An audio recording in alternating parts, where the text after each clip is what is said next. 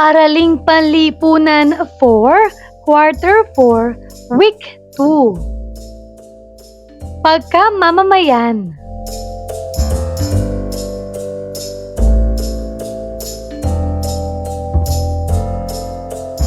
Matatag curriculum, bansang makabata, batang makabansa, with me, Teacher KMT.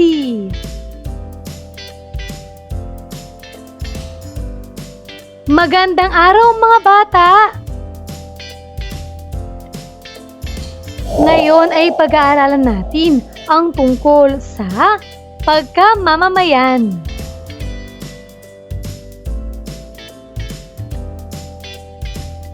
Mga layunin. Una, natutukoy ang konsepto at prinsipyo ng pagkamamamayan. Pangalawa, nasusuri ang mga batayan ng pagkamamamayang Pilipino. At pangatlo, nasasabi kung sino ang mamamayang Pilipino.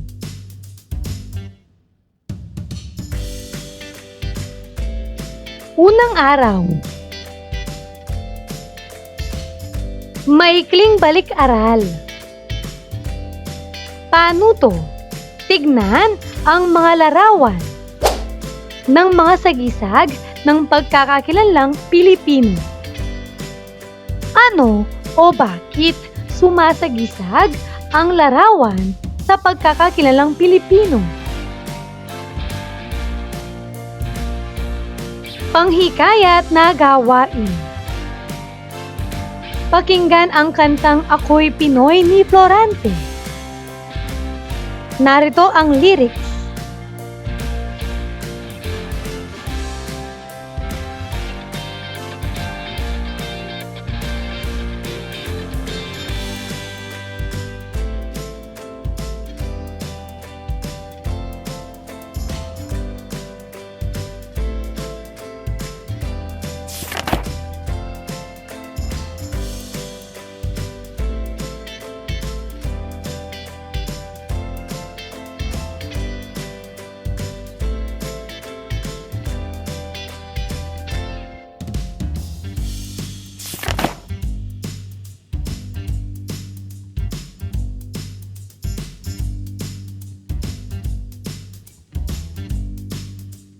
Matapos pakinggan ang awitin ay sagutan ang mga tanong.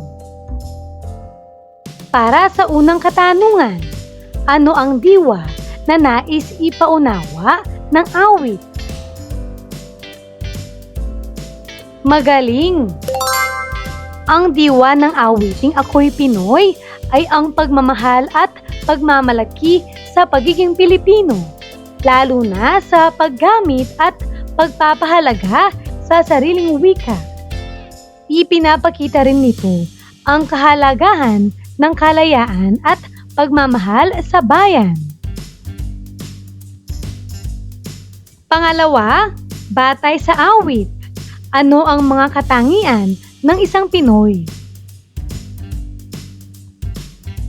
Tama! Batay sa awit, ang isang Pinoy ay may pagmamahal sa sariling wika. Ipinagmamalaki ang pagiging Pilipino, may malasakit sa bayan, at hangad ang kalayaan ng bansa.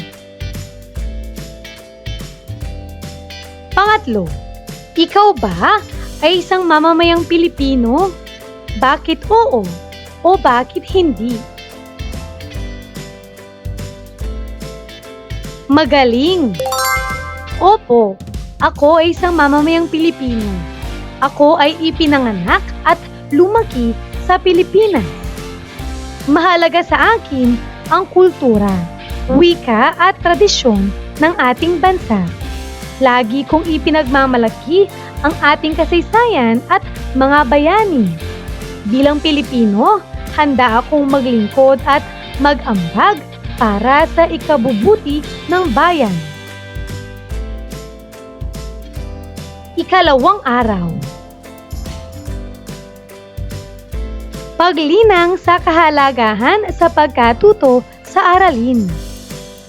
Gagabayin ka ng iyong guro para sa gawain na ito.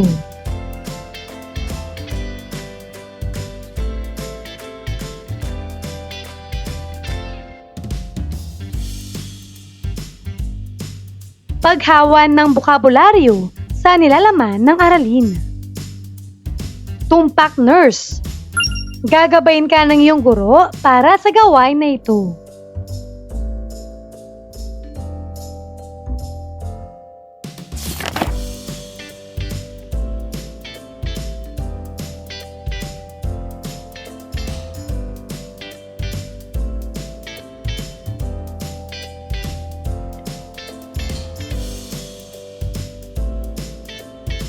Ikatlong araw.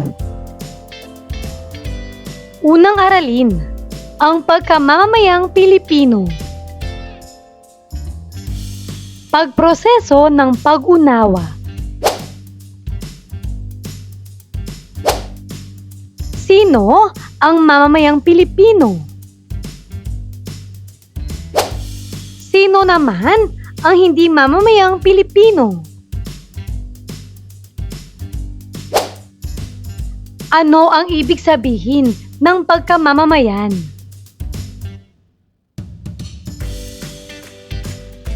Tama! Ang pagkamamamayan ay ang pagiging kasapi ng isang bansa. Ito ay may kasamang mga karapatan tulad ng karapatang bumoto at tungkulin tulad ng pagsunod sa batas. Ipinapakita rin ito sa pagmamahal sa bayan at paggalang sa kapwa. Ang isang mabuting mamamayan ay tumutulong sa kaunlaran ng bansa. Sa madaling sabi, ang pagkamamamayan ay pagiging responsableng kasapi ng sariling bansa. Pinatnubayang pagsasanay. Aralin natin ang Artikulo 4, Seksyon bilang 1 ng Saligang Batas ng 1987.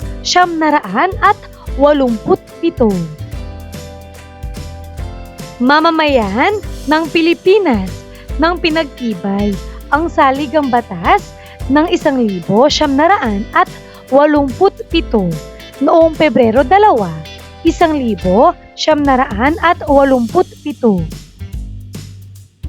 Ang ama o ina ay mamamayang Pilipino. Mga mamamayang isinilang bago sumapit ang Enero 17, 1973 sa mga inang Pilipino na pinili ang pagkamamamayang Pilipino pagsapit ng 21 taong gulang. Mga dayuhang nagpasyang maging mamamayang Pilipino ayon sa batas ng naturalisasyon. Ayon pa sa Artikulo 4, Seksyon bilang 4 ng Saligang Batas ng 1987. Ang isang mamamayan ng Pilipinas na nakapag-asawa ng isang dayuhan ay mananatiling isang Pilipino, maliban na lamang kung pinili niyang sundin ang pagkamamamayan ng kanyang napangasawa. Nakasulat naman sa Republic Act No. 9225, ang mga dating mamamayang Pilipino na naging mamamayan ng ibang bansa sa pamamagitan ng naturalisasyon ay maaaring muling maging mamamayang Pilipino. Siya ay magkakaroon ng dalawang pagkamamamayan o dual citizenship.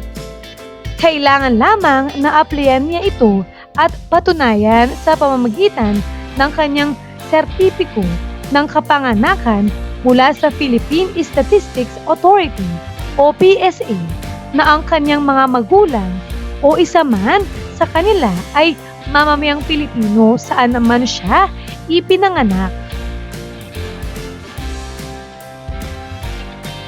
Para sa kasunod na bahagi, Gagabayin ka ng iyong guro para sa gawain na ito.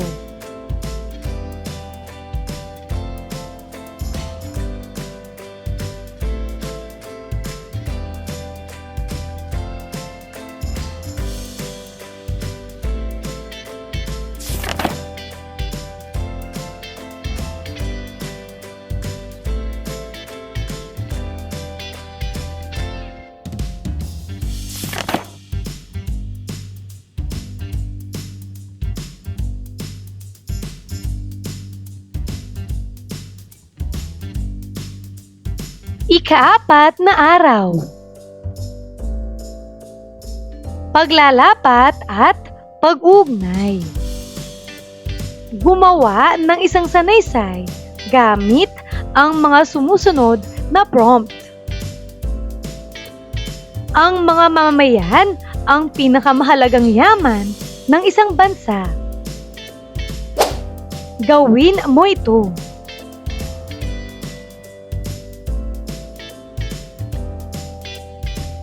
Narito ang mga halimbawang sagot.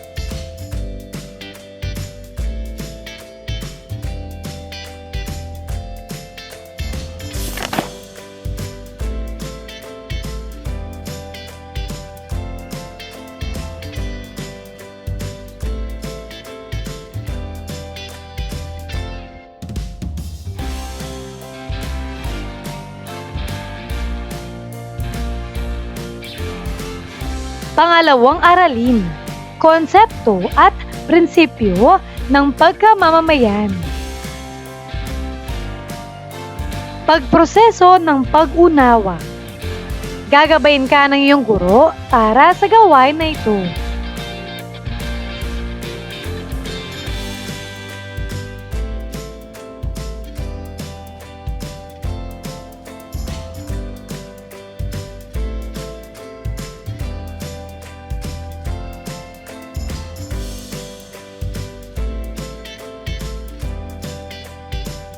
Pinatnubay ang pagsasanay.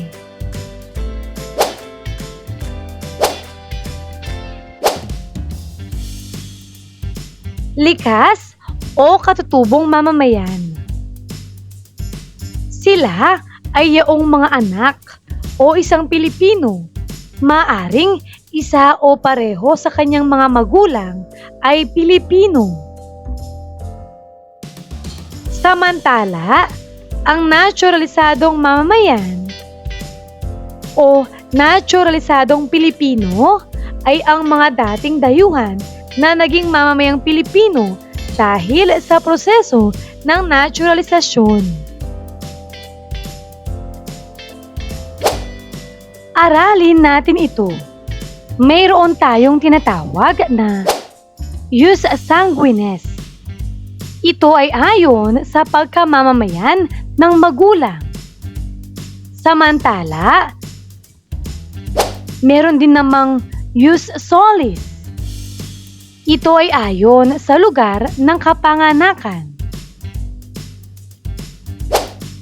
Ibig sabihin, ang isang tao ay nagiging mamamayan ng isang bansa base sa lugar kung saan siya ipinanganak, hindi base sa pagkamamamayan ng kanyang mga magulang. Paglalapat at pag-ugnay. Gagabayin ka ng iyong guro para sa gawain na ito.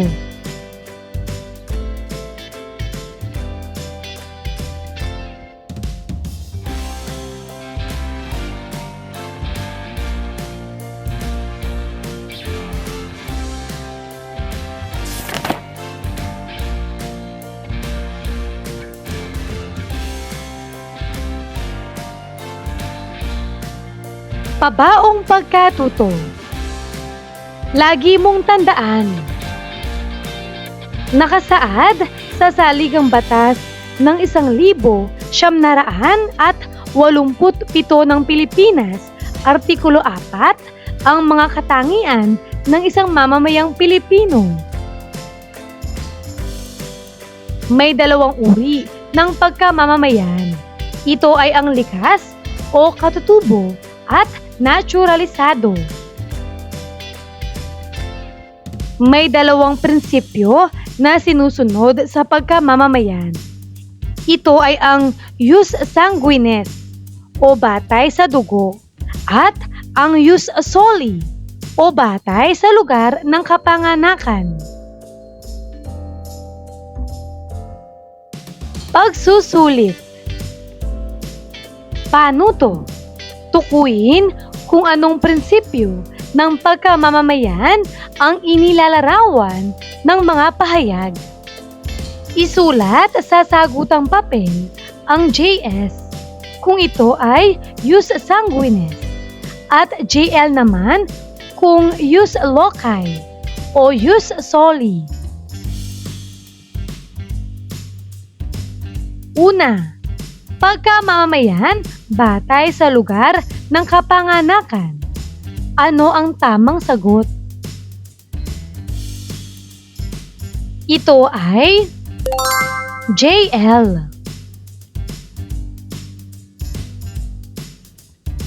Pangalawa, maaaring isa lamang sa kanyang mga magulang ang Pilipino o kaya naman ay parehong Pilipino. Ano ang tamang sagot? Ito ay JS.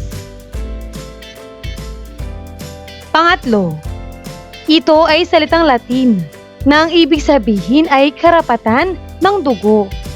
Dito ang pagkamamamayan ng isang tao ay hindi nakabatay sa kung saan na siya isinilang. Ano ang tamang sagot? Ang tamang sagot ay JS.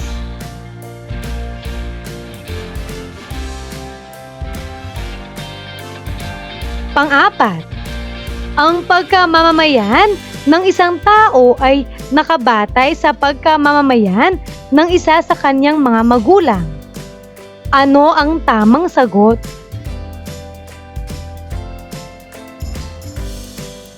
Ito ay JS.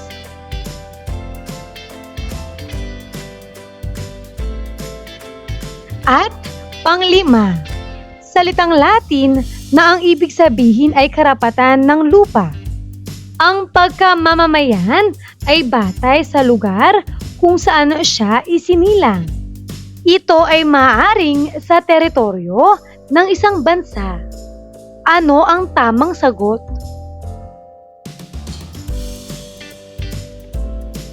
Ang tamang sagot ay JL.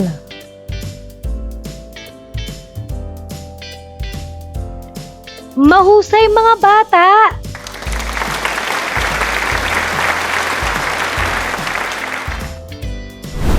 Ano ang mga natutuhan mo sa araw na ito?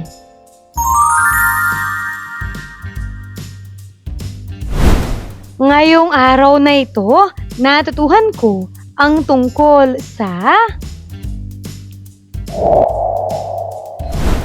ang pagkamamamayang Pilipino. Pati na rin ang konsepto at prinsipyo ng pagkamamamayan.